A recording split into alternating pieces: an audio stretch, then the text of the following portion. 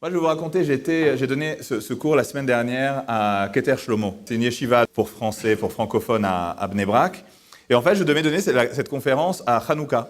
Et le Rav Samuel m'a appelé, le Rosh Yeshiva, il m'a dit « Jérémy, non, on ne peut pas attendre Hanouka, c'est maintenant qu'il faut venir. » Et il me dit, je lui ai dit « Vous savez, moi, je ne vais pas parler des contenus d'Internet. » Il me dit « Non, mais ça, ce n'est pas le problème. » Il me dit « Je ne peux pas enlever mes élèves de leur téléphone.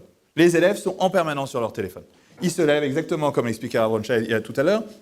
On est en permanence connectés. Donc moi, je ne vais pas parler des contenus de l'Internet, puisque si vous prenez par exemple dans le monde israélien, dans le monde orthodoxe israélien, la plupart des livres qui sortent anti-Internet vont aller vous parler des problèmes des contenus de l'Internet. Effectivement, c'est une catastrophe, on peut trouver des horreurs.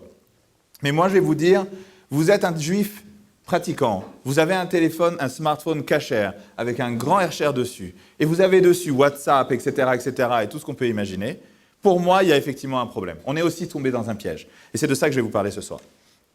Donc aujourd'hui, on communique tout le temps.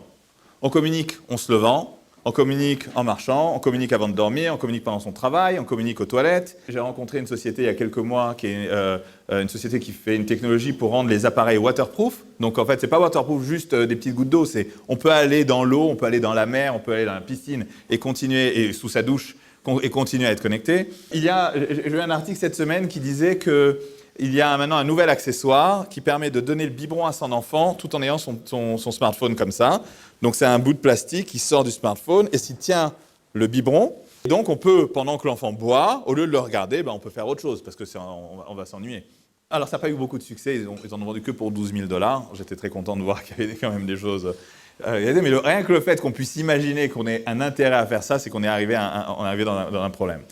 On communique certaines fois pendant notre fila, pendant notre limoud, on communique pendant que nos enfants nous parlent, on communique en voiture, on communique en faisant la queue, on fait la queue de n'importe quoi. À moins de moments où on est bloqué sur quelque chose, on va communiquer, on communique en traversant la route, on communique donc tout le temps.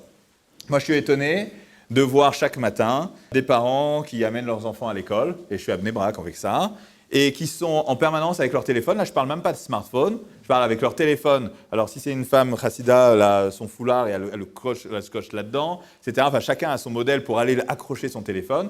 Et alors qu'il y a les deux enfants qui sont à côté, tous les matins, c'est le téléphone. D'accord ? Alors que c'est le meilleur moment pour communiquer avec ses enfants.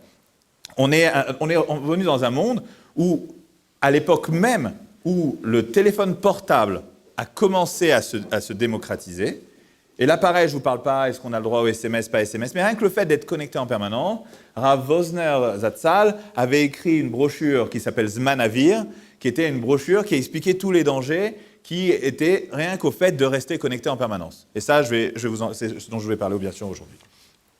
Évidemment, quand Shabbat sort, on allume immédiatement son téléphone pour voir si le monde ne s'est pas écroulé.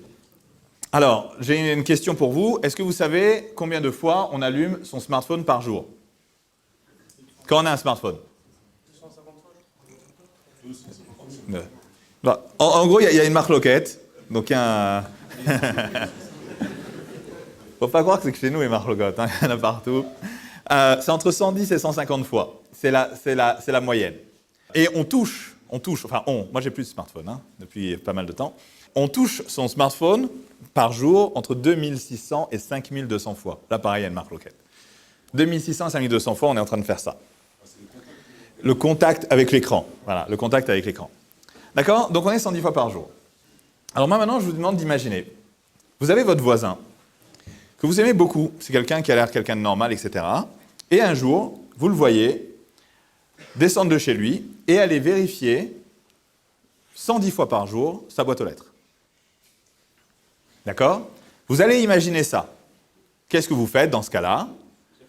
Vous appelez la police. Vous fermez la porte à clé, vous barricadez, vous appelez la police, vous appelez une ambulance, vous appelez quelque chose, il se passe quelque chose, il y a quelque chose qui va mal. Alors, vous allez dire, oui, mais peut-être qu'il attend un courrier important, etc., effectivement. Oui, mais s'il fait ça tous les jours maintenant, d'accord ? Là, vous allez vous inquiéter encore plus. Et donc là, aujourd'hui, on a un réflexe qui est d'aller vérifier son téléphone, son smartphone, 110 fois par jour. On est exactement dans la même situation. Celui qui me trouve le chilouk, puisqu'on est dans Yeshiva, entre les deux sujets, avec plaisir.